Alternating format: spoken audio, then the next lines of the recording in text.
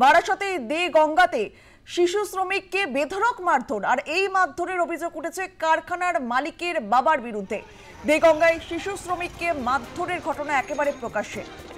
দেগঙ্গায় শিশু শ্রমিককে মারধর আর এই মারধরের অভিযোগ কারখানার মালিকের বাবার বিরুদ্ধে। থানায় লিখিত অভিযোগ দায়ের হয়েছে।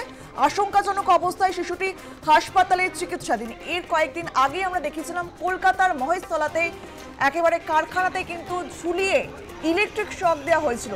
আর এরপর দেগঙ্গাতে যে ছবি আমরা তুলে ধরছি, থানায় লিখিত অভিযোগ দায়ের হয়েছে। আশঙ্কাজনক অবস্থায় হাসপাতালে চিকিৎসাধীন এই শিশু। মারধরের অভিযোগ কারখানার মালিকের বাবার বিরুদ্ধে। সংসারে অভাব অনটনের কারণে পড়াশোনার ফাঁকে কারখানায় কাজ করত এই শিশুটি, আর সেখানেই বেধড়ক মারধরের অভিযোগ।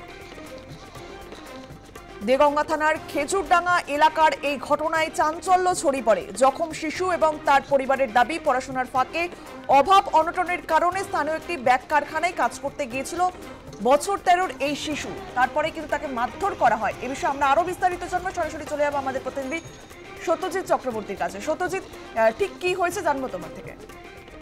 দেখো, যেটা ঘটনা হচ্ছে দেগঙ্গা থানার নূরনগর এলাকার খেজুরডাঙ্গা এলাকার একটি ব্যাগ কারখানা। সেখানে কিন্তু বেশ কয়েকজন শিশু শ্রমিক তারা কাজ করত। তাদের ভিতরে একজন ছিল মোহাম্মদ আশরাফুল, এবং অপর এক শিশু শ্রমিকের সাথে তার একটি বাদানুবাদ হয় এবং সে সেখানে কটু মন্তব্য করে।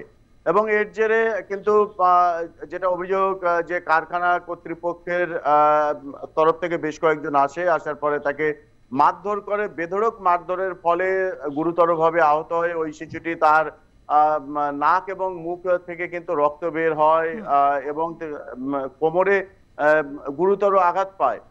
এরপর সে কিন্তু জ্ঞান হারিয়ে ফেলে। তড়িঘড়ি কিন্তু স্থানীয়রা উদ্ধার করে তাকে নিয়ে যায় দেগঙ্গার বিশ্বনাথপুর গ্রামীণ হাসপাতালে।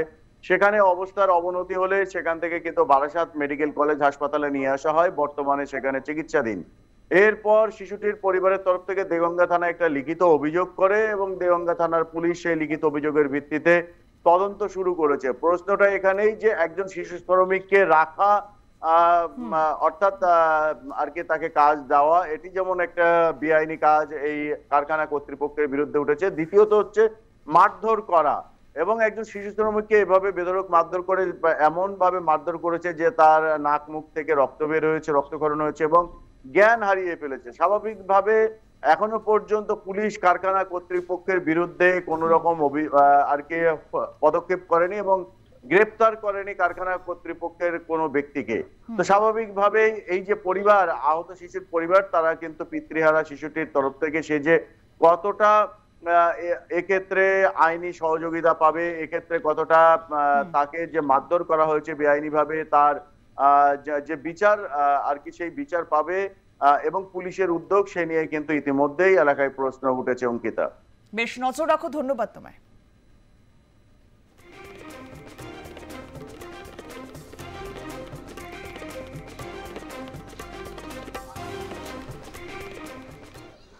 বাচ্চা ছেলে আমার মেরেছিল, আমি ওকে মেরেছি। আর উস্তাগারের বাপ এসে আমার মেরেছে। কে মেরেছে তোমার? উস্তাগারের বাপ। উস্তাগারের বাপ। কেন মারলো কেন? ওই বাচ্চাটা আমার ফার্স্ট এসে মেরেছে, তারপর আমি ওর মেরেছি। আর ও আমার উস্তাগারের বাবা এসে আমার মেরেছে। কি কাজ করো তুমি? ব্যাগের কাজ। হ্যাঁ, ব্যাগের কাজ করো। কাজে গিয়েছিলে তখনই এরকম হয়েছে? ও, কোথায় কোথায় মেরেছে তোমার? কোমরে, গলা।